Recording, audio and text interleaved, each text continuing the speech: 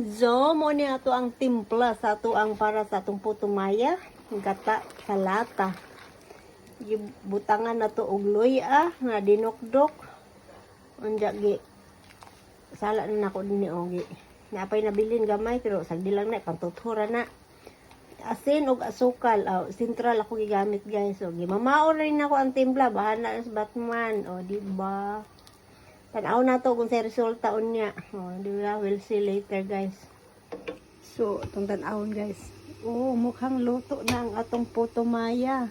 Ang atong bugas natin guys. So, luto na ang ang rice. Di ba? Luto na siya. Pwede na nating ihalo doon sa tapos i-steam natin ulit.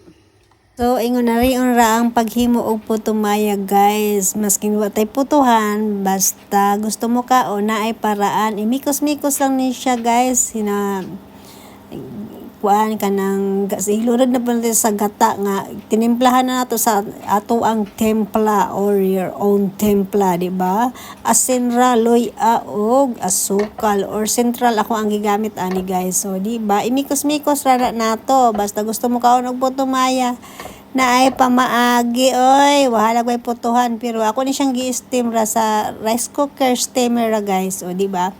Nauha na to lang halo-halo, ibalik ni nato og steam sa rice cooker, and then mauna pwede na, di ba? So like that lang guys, ganon lang kasimple ang pagluto og putumaya maski wala tay putuhan, walay putuhan ay tay rice cooker nga naay steamer, di ba? Para-paraan lang. Pero in fairness guys, masarap din siya ha. Parang okay na yung putumaya natin sa rice cooker guys. Luto na yan. Yummy na yan. Di ba? So final na yan, timplado na yan guys.